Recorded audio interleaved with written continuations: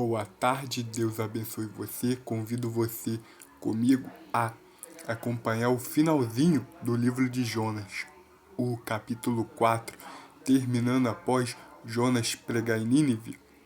Aquele povo se arrepender, aqui no versículo 1 vai dizer que Jonas se desgostou extremamente do que aconteceu, ele ficou todo magoadinho. E ele orou ao Senhor e disse: Ah, Senhor, não foi para isso que eu disse, estando ainda na minha terra? Por isso me preveni, fugindo para Tarsis, pois sabia que tu és Deus piedoso e misericordioso, longânimo e grande em benignidade, e te arrependes do mal. Aqui ele já começa a fazer uma oração, dizendo: Senhor, eu sabia que isso ia acontecer, porque o Senhor é um Deus benigno, um Deus longânimo e perdoado. Tu és um Deus tão amoroso, Senhor, mas tão amoroso que o teu amor não tem como eu calcular o tamanho do teu amor. Eu sabia que você ia perdoar eles, porque eles iriam escutar a pregação, eles iriam escutar a palavra e iam se arrepender. E ele ficou magoado, ressentido. Jonas fez uma oração de uma forma egoísta. Jonas queria ver o Senhor mandar fogo, o Senhor mandar raio, o Senhor mandar vento, o Senhor mandar água, o Senhor fazer o que viesse na telha. O que ele tinha conhecimento, ele queria ver o Senhor fazendo. Ele não queria que aquele povo se arrependesse, ele queria ver aquele povo perecendo na mão do Senhor. Porque eles não iam pagar para ver, eles sabiam os feitos do Senhor. Eles da terra de Nínive sabiam todas as maravilhas que o Senhor fez quando ele tirou os hebreus até então da terra do Egito. Como ele abriu o mar vermelho, como ele fez as águas do Jordão se separarem para que o povo passasse também pelo Jordão, quando Josué estava guiando aquele povo. Eles tinham conhecimento disso tudo. Então, eles se arrependeram, eles sabiam dos feitos do Senhor. Eles sabiam dos feitos do Senhor Jeová. E eles não iam pagar para ver, porque eles sabiam que quando o Senhor mandava algum profeta falar alguma coisa, ainda mais que chegou a esse ponto, para tanto, eles não queriam pagar para ver, porque Deus ia de fato executar a sentença. Mas o rei de Nínive pediu para todo o povo jejuar, de forma que não comesse nem os animais poderiam comer. E eles mudaram o seu comportamento diante de Deus, eles mudaram de atitude, eles tiveram prazer em semear a palavra no seu coração e mudar. Ah, Paulo, mas eles fizeram pelo medo. Não importa. Eles obedeceram e mudaram sua atitude. Aquele povo era um povo que precisava mudar. E eles ouviram aquilo e levaram para o coração. E de fato eles mudaram. E olha o que ele vai dizer no versículo 3. Peço-te, Senhor, pois, tira-me a minha vida, porque é melhor morrer do que viver. E disse o Senhor: é razoável esse teu ressentimento? Olha o que ele está dizendo para Deus: Senhor, tira a minha vida, é melhor morrer do que eu viver, porque eu não estou satisfeito com a mudança de comportamento do povo. Eu queria que aquele povo perecesse. Esse povo fez mal para os meus familiares. Eu queria ver esse povo perecer. Eu não quero ver esse povo arrependido. Não admito que esse povo se salva. Quantas das vezes você já ouviu aí na sua casa? Ou em algum lugar, você ouviu alguém falando: não admito que fulano que já fez isso, que já fez aquilo, foi para a igreja e hoje diz que está salvo pelo sacrifício de Jesus na cruz. Quantas das vezes vocês não já escutou alguém falando isso? E o pior, que muitas das vezes essas pessoas, quando são ignorantes, a gente até releva. Mas aqui, a gente vê que é um comportamento de um profeta. Isso é comportamento de profeta? Elias, quando pediu a morte, Elias estava com medo. Ele não. Ele estava magoado, ressentido. Ele estava revoltado com o que estava acontecendo. Porque no coração dele, aquele povo não merecia nem saber que Deus existe. Não merecia nada da parte de Deus. Não merecia nenhuma bala. era o pensamento de Jonas. Jonas pensou que aquele povo não merecia nada, nem saber quem é o Eterno, quem é Deus. Jonas, aqui, ele está falando bem claro, aquele povo para mim não merece nada, aquele povo é desrespeitoso, é mau, é perverso. Eu não admito que esse povo seja salvo pela palavra de Deus, eu não admito que Deus salve esse povo, Senhor. Então, Senhor, melhor para mim é morrer do que viver. Tira a minha vida, Senhor. Pode tirar a minha vida, Senhor, porque é melhor eu morrer do que viver.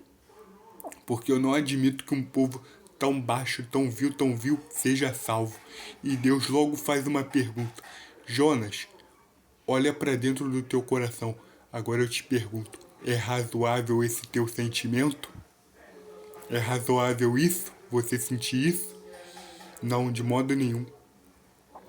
Jonas, você não tem condições nenhuma de dizer isso. Você não tem condições nenhuma de poder julgar esse povo porque você é desobediente. Jonas, é razoável esse teu sentimento? É razoável essa tua mesquinharia? É razoável essa tua maldade, a tua soberba, a tua prepotência? É razoável o teu ego, a tua prepotência, a tua arrogância? Jonas, olha para dentro de ti. Você nem sequer me agradeceu por ter tirado você do ventre da baleia. Você nem agradeceu a mim por poder estar com você. Você nem agradeceu a mim pela tua presença, pela minha presença na tua vida. Você nem agradeceu a mim pela tua vida. Você nem agradeceu a mim pela minha presença na tua vida. Aqui no versículo 5 vai dizer, então Jonas, ele saiu da cidade e assentou-se ao oriente da cidade, e ali ele fez uma cabana, e assentou-se debaixo dela à sombra, até ver o que aconteceria à cidade. Aqui ele vai dizer que Jonas saiu da cidade de Nínive ao oriente, ele se assentou-se e fez uma cabana ali. E debaixo dela, e sentou-se debaixo dela à sombra, até ver o que aconteceria à cidade. Aqui, né? Ele sai da cidade e vai para o oriente. Ele faz uma cabana e se assenta debaixo dela na sombra. E ele fica olhando para ver o que aconteceria na cidade de Nínive, porque ele ainda esperava que o Senhor cumprisse a justiça que passava na cabeça dele e no coração dele. Então fez o Senhor nascer uma abobreira, que subiu para cima de Jonas, para que fizesse sombra sobre a sua cabeça, a fim de o livrar do seu enfado. E Jonas alegrou o seu extremo por causa da abobreira. Mas Deus enviou um bicho no dia seguinte, ao subir da alva, que feriu a abobreira, estava e esta se secou. Desculpa enrolar aqui no final do versículo 7, vai dizer que Deus enviou um bicho para ferir a abobreira, que Deus tinha colocado para a fim de que aliviasse o cansaço de Jonas. E Deus enviou um bicho para que ferisse aquela abobreira, e aquela abobreira secou. E olha só a reação de Jonas. Jonas ficou todo contente com a abobreira. Gente, o cara fica contente com uma abobreira. Para ele é melhor uma abobreira do que uma planta.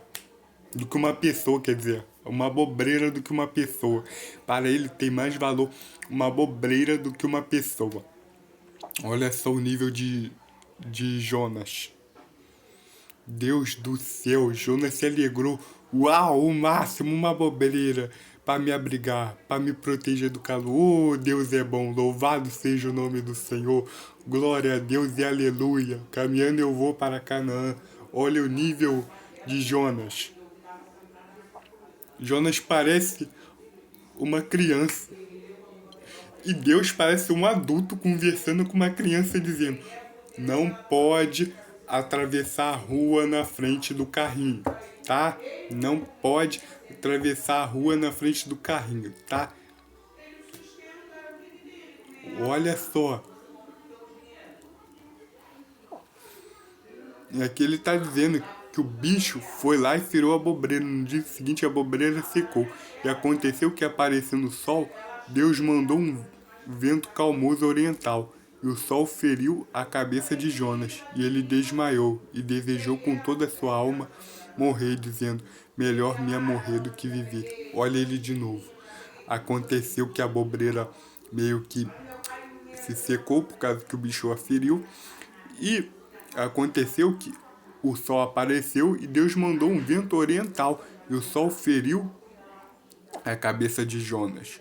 E ele desmaiou. Que vai dizer que o sol feriu a cabeça de Jonas e ele desmaiou. E ele desejou com toda a sua alma morrer. E disse: melhor me é morrer do que viver.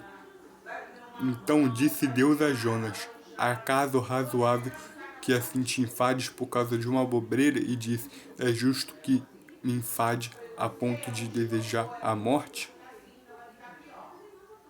E disse o Senhor: tiveste compaixão da bobreira. E disse o Senhor: se tu tiveste compaixão da bobreira, na qual tu não trabalhaste nem fizeste crescer, que numa noite cresceu e numa noite pereceu, não hei de eu ter compaixão da grande cidade de Nínive, em que estão mais de 120 mil homens, que não sabem discernir entre a sua mão direita e a sua mão esquerda, e também muitos animais? Olha aqui, olha aqui o que Deus está dizendo.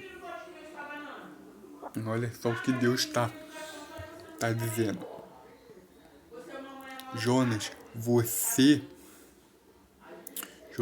tiveste compaixão de uma bobreira que tu nem sequer plantou, que tu nem sequer semeou. Como é que você então, Jonas, não tem compaixão de uma cidade inteira? Que tem um povo lá, Jonas, que não sabe separar a mão esquerda da mão direita. Tem um povo lá, Jonas, que não sabe, que é perverso, que tá cego pela perversidade. Como é que você não tem compaixão desse povo, Jonas? Como é que você não tem compaixão dessa gente, Jonas? Jonas, pensa comigo. Você foi chamado como profeta, você me conhece, você fala comigo, eu falo com você. Você ouve a minha voz, Jonas. Eles não querem nem saber, no mínimo, eles nem oram, não sabem o que é uma oração. A oração que você fez aí, todo bobo, agradecido pela bobreira. Jonas, nem isso eles têm oportunidade. Jonas, eles não têm oportunidade de respirar o fôlego da minha paz, da minha presença, Jonas. Você tem a oportunidade de desfrutar minha presença, mas eles não. Jonas, como é que você não tem compaixão deles?